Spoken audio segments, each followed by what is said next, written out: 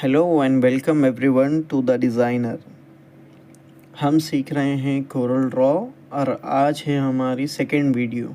Last video में हमने सीखा था कि डॉक्यूमेंट कैसे रेडी करना है, न्यू डॉक्यूमेंट कैसे लेना है, या फिर बोल सकते हैं कि न्यू फाइल कैसे सेलेक्ट करना है। तो आज से हम टूल्स का इस्तेमाल कैसे करना है वो सीखेंगे। तो चलिए स्टार्ट करते हैं। फर्स्ट आपको यहाँ पर मिल जाएगा पिक टूल। पिक टूल जैसे कि इसका नाम है, इसको पिक टूल, मूव टूल भी बोल सकते हैं आप। कोई भी ऑब्जेक्ट है, जैसे कि ये ऑब्जेक्ट हो गया है एक, सेम कलर कर देते, तो ये टूल से आप जो है सो आप इसे कहीं भी मूव कर सकते हैं। कोई भी चीज़ रहने दो, आप यहाँ से मूव कर ले सकते हैं इसीलिए उसे।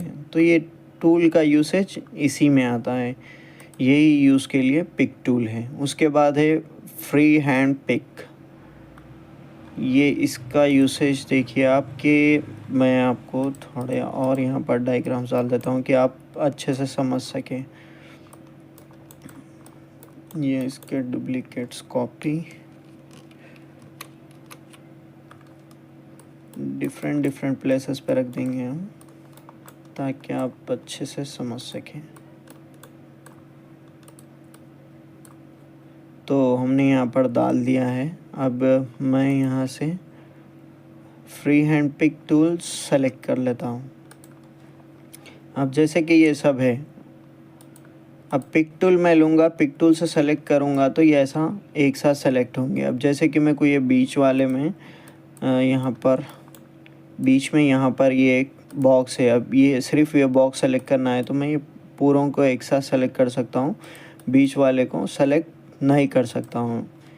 तो इसीलिए यहाँ पर आएगा फ्री हैंड पिक, जैसे कि आप फ्रीली किसी भी सेलेक्ट कर सकें। इसका टूल का इस यूसेज देखिए, ऐसे इससे सेलेक्ट कर सकते हैं। ये आ गया, ये दो सेलेक्ट हो गए। तो इसका यूसेज ऐसे ही होता है। ये सेलेक्ट नहीं हुआ, बल्कि ये 3 सेलेक्ट हुए, क्योंकि ये यहाँ पर कट गया था। तो जितना हिस्सा इसके अंदर रहेगा उतना हिस्सा सेलेक्ट हो जाएगा। देखिए छोड़ दूंगा तो ये 2 सेलेक्ट हो गए। तो इसका यूसेज यही है। दूसरा है फ्री ट्रांसफॉर्म टूल। ये सेलेक्ट करूँगा मैं, अब ये सेलेक्ट कर लिया हूँ। अब इसको मैं जैसे ही खींचूँगा इसका फॉर्मेट चेंज हो जाएगा, साइजेस चेंज हो जाएंगे इसके। मैं जैसा चाहता हूँ वो साइज़ में नहीं, बल्कि कोई भी साइज़ चले जाएगा, हॉरिजॉन्टल, वर्टिकल, कहीं पर भी। तो मोस्टली ये टूल तो यूज़ में नहीं आता, क्योंकि आपको ये यहाँ पर साइजेस मिल जाते हैं इसके, इसलिए ये टूल उतना यूज़ में नहीं आता है। फ्री ट्रांसफ़र टूल ज़्यादातर यूज़ तो पिक टूल का ही रहता है। तो इससे हम कोई भी ऑब्जेक्ट कहीं पर भी हटा सकते हैं। नेक्स्ट टूल देखते हैं। नेक्स्ट टूल है अपना शेप टूल। शेप टूल पर आ जाते हैं। शेप टूल बेसिकली आपको कौन सा, कोई भी ऑब्जेक्ट है, सपोज़ कि ये है, फर्स्ट हम ये डिलीट कर देते हैं सब। मैं यहाँ पे एक बॉक्स ले लेता हूँ। अब पहले इससे बता देता हूँ। शेप टूल अगर मैं इसी पर सिर्फ शेप टूल यूज़ करूँगा, तो जब मैं इसको यहाँ पर नीचे ड्रैग करूँगा तो ये देख ही सकते हैं आप, आपको बता रहा है सर्कल्स आ जा रहे हैं, साइड्स में कर्व हो रहा है। पूरा यहाँ तक लूँगा तो पूरा कर्व, थोड़ा ऊपर करूँगा तो कर्व इसका मूव हो जाएगा, साइड में करूँगा या फिर ऊपर, जैसे भी हो, इस पे कर्व्स आ जा रहे हैं। अब मैं मूव टूल लेके इसको कंट्रोल क्यू प्रेस करूँगा। कंट्रोल क्यू प्रेस करके जब मैं लूँगा शेप टूल, तो ये यहाँ पर अलग हो गया है। आप देख सकते हैं सब ब्लू में हो गया है। तो अब ये कर्व हो गया है पूरा। तो इसमें अब मैं कर्व टूल से जहाँ चाहे वहाँ पर ये एक पॉइंट बना सकता हूँ और वहाँ से इसको ड्रैग कर सकता हूँ। या फिर ये ले लीजिए, इसको यहाँ पर लेके इसको ऐसा कर सकता हूँ, चाहे तो ये डिलीट कर सकता हूँ डबल क्लिक कर कर। जब मैं इसको सेलेक्ट कर, इसको ऐसा यहाँ से यहाँ ड्रैग एंड ड्रॉप करके सेलेक्ट हो गया ये। अब मैं डिलीट मारूँगा तो ये डिलीट हो जाएगा।